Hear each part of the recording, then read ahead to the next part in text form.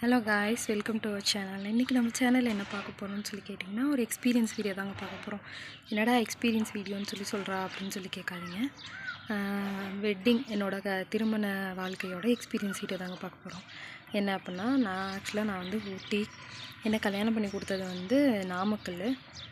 ஊட்டியில் வந்து முக்கால்வாசி இந்த சமையல், நடைமுறை எல்லாமே டோட்டலாக மாறும். அதே மாதிரி நாமக்கல்லையும் சுத்தமாக, அதாவது கீழே பிளெயின்ஸ் அப்படின்னு சொன்னிங்கன்னா பிளெயின்ஸ்லேயும் வந்து எல்லாமே மாறும். ஒவ்வொரு முறை செய்கிறது, சாமி கும்பிட்றது, அப்புறம் சமைக்கிறது எல்லாமே மாறும். எதுக்கு இப்போ இது சொல்கிறேன் அப்படின்னு கேட்டிங்கன்னா, என்னோடய எக்ஸ்பீரியன்ஸ் எப்படின்னு பார்த்தீங்கன்னா, ஊட்டியில் என்னென்ன தெரியுமோ அது வந்து எல்லாமே எனக்கு தெரியும். பட் ஆனால் கீழத்து சைடு வந்து என்னன்னு எனக்கு எதுவுமே தெரியாதுங்க. ஊட்டியில் வந்து சமையல் முறை, அப்புறம் சாமி கும்பிட்றது, அடுத்து வந்து முறை செய்கிறது எல்லாமே வந்து ஒவ்வொன்றா வந்து டோட்டலாக சேஞ்ச் ஆகும். அதே வந்து கீழத்துலேயும் வந்து டோட்டலாக சேஞ்ச் ஆகும். எனக்கு வந்து கல்யாணம் பண்ணிட்டு போய் எனக்கு ஒன்றுமே தெரியல. கீழத்தோட நடைமுறை என்ன, கீழத்தோட சமையல் முறை எப்படி, என்ன ஏதுன்னு எனக்கு ஒன்றுமே தெரியாது.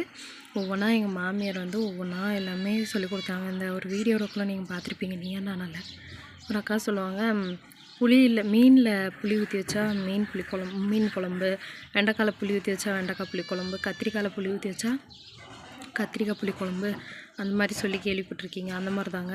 ஆனால் இங்கே வந்து புளி ஊற்ற வேண்டிய அவசியம் எதுவும் கிடையாது. ஏன்னா வந்து சாப்பாடு, குழம்பு எதுவுமே வந்து அவ்வளோ சீக்கிரம் கெட்டு போகாது.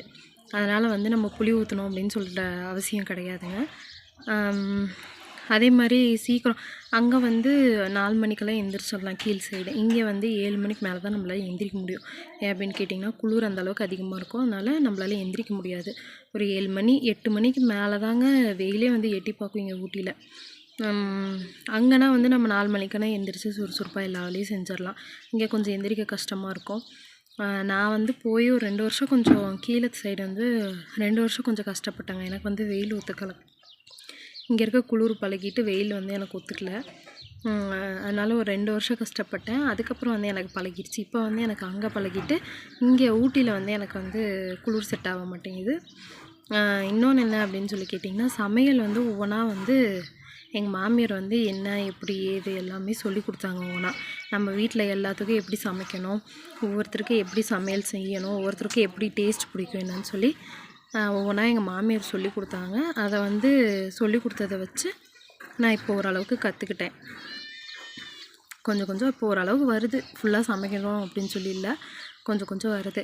இதில் பெரிய காமெடி என்ன அப்படின்னு சொல்லி கேட்டிங்கன்னா, ஊட்டியில் வந்து தயிர் போடணுன்ற அவசியமே இல்லை. ஏன்னா ஊட்டியில் தேவையாது. நம்ம வந்து கடையில் தான் சொல்லி வாங்குவோம். கடையில் வாங்கி தான் ஊட்டியில் வந்து தயிர் எல்லாமே நம்ம யூஸ் பண்ணிக்கணும். இங்கே வந்து நம்மளால் போட முடியாது, போட்டாலும் தேவையாது. ஆனால் கீழே அப்படி இல்லை, பாலில் வந்து நம்ம தயிர் போட்டு வச்சுக்கலாம்.